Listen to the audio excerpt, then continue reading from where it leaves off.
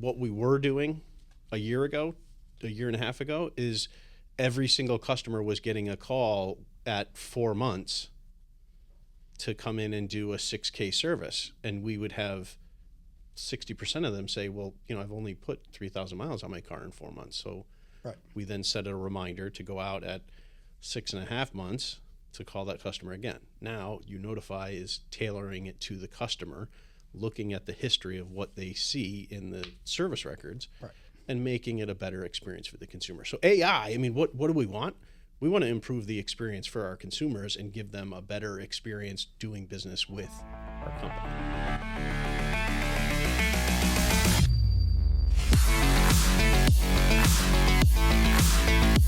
This is the Healey Brothers Podcast. All right, welcome to the Healey Pod. We have Brad Warren, our Director of Technology, on here. My brother Dylan back on, and today we're going to talk about a real big trigger word in any industry is AI, artificial intelligence.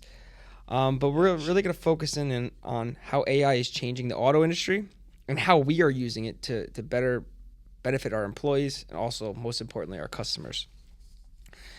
So first in here, I just want to touch on of where is AI in our industry, since you deal with CDK, which is our provider for a lot of our technology and Cox, and you're always working with our customer care center with how we could use technology to better serve our customers and stuff like that. So where is CDK and what are we doing with AI now to better perform as a group and also for our customers? So AI right now is it's definitely the buzzword of the day. You go to any conference, you listen to any conference call that's going on with our software companies, and they insert AI into the conversation. So we are using it currently with the initial communication with customers.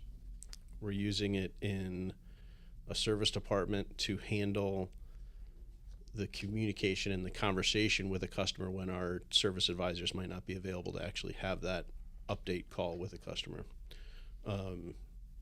I think initially the industry is concentrating on those two touch points, the initial conversation with the consumer and trying to provide updates to the customers and also schedule appointments with the service drives. So how are we using it? We are using it on the back end. They obviously are updating their systems too, not just CDK, a bunch of our companies that we do business with, because as a car dealer, you use multiple software companies, not just one. It's usually a little bit of a cluster, but what are we doing on the back end side? So we're using it to communicate with customers that are interacting with our sales departments, that want information about the vehicle that they want to purchase, want to answer, some basic questions. The customer transaction with AI is not there. I don't see that really getting there for a very long time. And there's talks of, we're going to be able to transact an entire car sale through AI. I don't think the consumer wants that. I think they still like that human touch, that human experience, with our team. Yeah. There's really three places we're using it. It's internet leads. So, people filling out a lead form on the website. On our lead form, or like just asking questions to our website lead bot. So, there's only so much manpower you could have throughout a day, right? We're gone at 7 p.m. We're in at 8 a.m. So those hours where customers are really searching post-work, wherever they are on the weekends when we're not here, those customers still want answers to their questions. So whether they're on our websites or, on our Healey Brothers website or our OEM specific, so the manufacturer specific websites, they can ask questions and still get a very reasonable, realistic, reliable answer to their question, right? And that's something that we're working on. We set up a weekly meeting that we're working on fine tuning some of those responses and giving it inputs, that more so fit our culture and the way we like to handle customers. On the service side with Notify, it's picking up on drivers' habits when they come to our stores, when they're due, whether it's every 6 months or once a year that they're servicing with us. So, instead of having a human being going in there and, a light bulb going off and a human remembering to reach out to that customer every 6 months, which is, completely unrealistic, the AI stepping in and saying, hey, Mr. Customer, here's a 6 month, notification for you to come in and service. And it's better than setting up a cadence that's the same for every single client that we have. It's tailored to the customer. It's tailored to the individual. It's tailored to their driving habits, Right. And it's a better experience for the consumer. Right. On what we were doing a year and a half ago, is every single customer was getting a call at 4 months to come in and do a 6K service, and we would have 60% of them say, well, I've only put 3,000 miles on my car in 4 months. So Right. we then set a reminder to go out at 6.5 months to call that customer again. Now Notify is tailoring it to the customer, looking at the history of what they see in the service records, Right. and making it a better experience for the consumer. So AI, I mean, what do we want? We want to improve the experience for our consumers and give them a better experience doing business with our company. Right. So you talked about the weekly knowledge bank meetings. We created a committee of our, the best people in our company, we were engaging with them to help answer some of these questions. Well, right after that meeting, we put that knowledge bank to work, and there was a customer that I think it was 3:00 in the morning, and she's like an ER nurse, and she's asking questions about terminating her lease and getting into the next lease. And all the work that we did in that knowledge bank for those leasing questions, it started just handling the questions for her, to the point where it set up the appointment for the following day. She came in and she released another vehicle. Right. I mean, you're giving her the experience that she wants at the time that she wants it. Right. She's probably on a break, Yeah. overnight shift or something like that. Yeah, or it's a little lull in the day, and like everyone, like we all do. We always go on our phones or go on our desktops or laptops. Yeah. But I think the most important thing is it's only getting smarter. The more data it gets, and the more it understands what Healey's about. Just like when we use ChatGPT, we talked about it yesterday. Our team, when they use ChatGPT, if you put in stuff about Healey Brothers and how we operate, it'll start tailoring your answers of how we want to create content, or the taglines or the hook lines we want to use. So the more we can input, that's why we have these meetings, the better it could serve the customer and customize that response to their actual answer and answer it. Correct. Not just be so general. That's something we talked about like in our meeting is we don't want to just answer this we want this to be able to handle the customer and answer intelligently.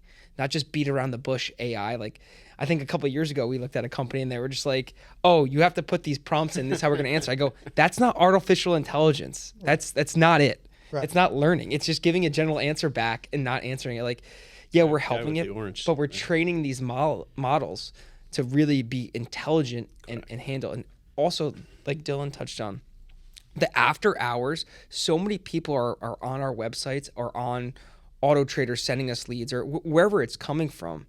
And now we're able to answer them and engage with them at the time when they're available. Correct. Because by the time we can get to it, they're either at work, they're getting ready, they have kids. Now it's a better experience. Now they can reach out to us and get that human touch after everything is pretty much done. And we're just confirming something. Right. So I think that's a big part. And it's that experience is to a different level. And that's how I like to interact, whether it's with a clothing brand or restaurant. Something like that. You see it now all over. Credit card companies, they all do it. Yeah. It's I think Brian at Kia can attest to. He's got a certain set of leads that one of the people on his team is working, and she's becoming more effective. Right. So now the customer's asking questions back and forth about the particular vehicle that they're interested in. It's getting engagement. She comes in the morning at 9:00, and she's got 4 or 5 people that are asking questions that she knows she needs to partner with Austin to figure out what a payment is going to be or whatever it might be, but she's becoming more effective at working those leads. Yeah, that efficiency aspect is correct, so much better. 100%. Right. There's such an influx of leads, whether it's parts, service, or sales that come in, that a human being can only handle so many leads. And, they could reach out to these customers time and time again and not get any response back. Yeah. This is something that, has the ability to step in, answer a multitude of these leads, and then the ones that re-engage with us, that's when the human steps back in. So it from something that was extremely demotivating, where you're just reaching out to all these leads that are coming in, not getting any responses. Now they have the ability to focus on those select few leads that responds back to us, get them over to the showroom or get them over to the service department, whatever the case may be, book an appointment, sell them a car, or service their vehicle. So, yeah, you could just see it on the employee's face too, like, oh my God, now I'm actually getting people talk back. Like, Right. like It's made them more effective and more motivating, Yeah. right? Because the quality of your work is now being, and you're getting validated. feedback because someone's answering you. It's like Right. there's some days I feel like some of our employees will go through and like nothing works out. Now they're like, hey, I have these 5 people. People are actually interacting back with me. Right. I'm actually doing something that means something to drive traffic for the store. And they're or also actually getting help the someone. consumer that answer that they're looking for faster because the question and answer is happening with the AI. And now you really know that the customer is wondering, is this particular interior color available in the Telluride? Yeah. Where, previously we were doing a lot of like, picking up the phone, trying to get the person on the phone, call them, get the question answered. Now you walk in the morning and you can go directly to a sales manager and say, is the camel color leather interior available in this vehicle? And then the manager can say no or yes, or I can get it.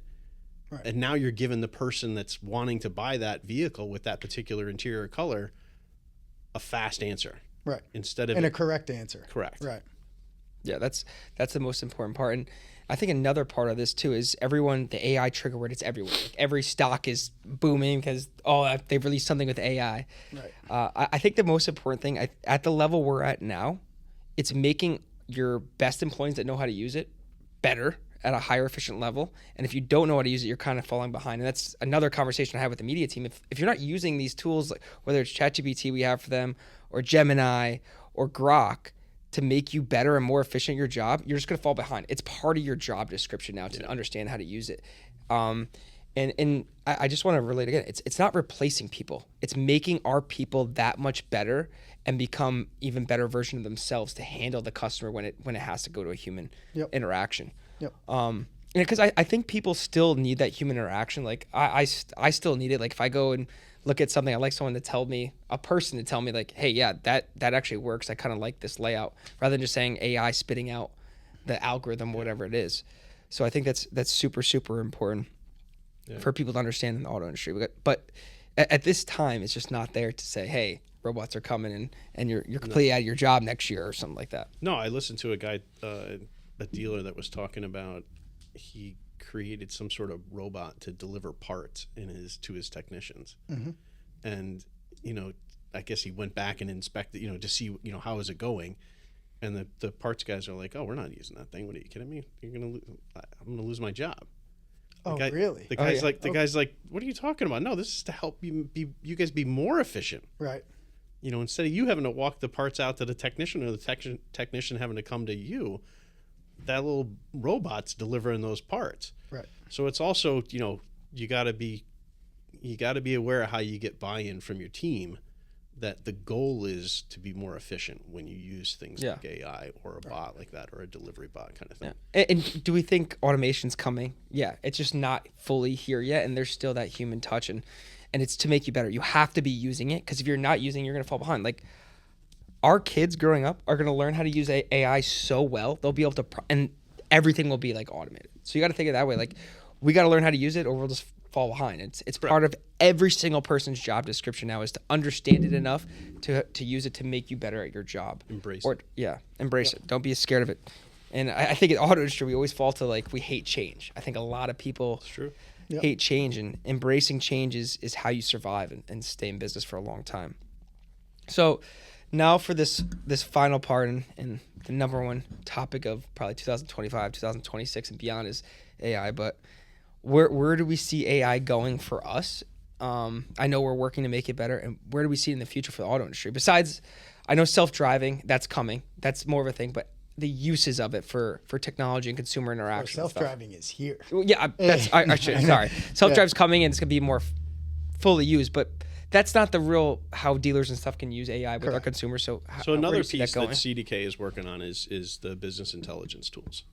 So their goal is to allow or give us the ability to use AI to go in and investigate the data that sits on our DMS, dealer management software, and do a better job of understanding what pre-owned vehicles should be in our inventory that are going to be moving. Taking both, there's always going to be that used car manager's understanding of the market, but arming them with tools that better help them understand the actual, movement of the market or expenses or something. Or like that. expenses. So yeah, so But that's a big thing with us. Expenses, we analyze them, but I don't think we understand them enough. So if you want to elaborate, because I know we talked about that a little bit. So the CDK Intelligence Suite, that's their goal, is to be able to, click on voice and ask the AI what you want to know about this expense. Why is what's repairs real estate? Why is it why is it more at Hyundai than it's at give me the top vendors that we used at that we expense to repairs real estate, and it's going to return back to you a list of 5 vendors or 6 vendors or whatever you're asking it to do. If it's if you want to look into there's an expense account that are supplies, lots of stuff goes into supplies. You could ask it what was my what were the top 5 most expensive supplies that we purchased across all of our dealerships, and it's going to bring you back with the answer. Today, if we asked accounting to do that, that's a lot of work. Yeah, right. That's a lot of investigative work. You're going 37 Excel sheets. Yeah, it's just way too much. So that's where they're looking to go next, is actually arm us with the ability to monitor things in a much more efficient and effective way. I mean, our office, for how hard they work and stuff like that, that will make their lives a million times easier, because every day they're getting an email or a message from one of us saying, hey, I need this report and where we're at with this. And you're kind of making a human judgment instead of really analyzing it based on other things. So I think that's a huge part. And I think CDK, hopefully they can get that out sooner rather than later. Yeah. So, And when you talk to Cox, which is another vendor that we work with, they look at customers now. You talk about the data that these two companies have, CDK and Cox, and now for the individual or the household, it's going to be, they're focused on how to make the buying experience or the servicing experience for the customer extremely seamless, right? They look at buying habits, driving habits, all of that, put it into their household, right? And then give that information to the dealership to what they're expecting next. Are they up for a lease where you could reach out that month and get them in the door and make it as easy as possible? Are they approaching 6,000 miles and need the next oil change with the wheel alignment and stuff of that nature? simple as recall. Yep, recalls, stuff of that nature. So it's they're looking at households or individuals and predicting what their next plays are going to be. So well, our Ford Lincoln dealership is installing a brand new service drive, right? Mm-hmm. So they invested in brand new tech that is unbelievable. Tech we're going to break? No. So the service drive, every single customer's car is going to drive through this camera setup. Oh, it's UVI. Oh, yeah. And then on top of that, it goes into their AI engine and basically spits out a list of issues that it's detecting. Right. Whether it's the way that the wheels are wearing, or there's a tiny little leak somewhere that a technician may or may not see. But these cameras are, I don't even know what the number of cameras is in the thing. Hundreds. I think we saw this. We've seen it. Where did we see it? It's an Israeli company. It's an Israeli company. Yeah. So they used to we defend the demo borders of Israel, and then they rolled it out to Automotive. So Yeah. it's a big monitoring system. Yeah. It takes hundreds, if not thousands, of photos. Yep. Shows you where leaks are going, irregular wear and tear, dings, dents, bruises on the cars. To me, that's a game changer, because now all of a sudden, you could do something as much as drive it through when the car comes into service and drive it through when it's done to detect maybe, something as How about the used cars to do a UCI? Well, look at appraise trade cars. appraisals. Yeah, that's what I meant. Appraisals. There's only so many things we could see with the human eye. Correct. We see tires, we see brakes, we see dings, dents, windshield, stuff of that. You don't see mechanical. Also, when you put the data in of the vehicle, it'll give you stuff that, hey, this is what usually goes wrong, because it's giving you that much more feedback on that particular vehicle. Right. But again, this is a technology to make the employee's job a million times better and make them more efficient, but also that customer experience, you're putting so much more safety into it, because that bubble in the tire that say someone, granted that's not something we miss because it's there, but those little subtle things with the axles not being out or saving them wear and tear, you're saving the customer money in the long run on tires or a potential issue with them getting into an accident or something like that.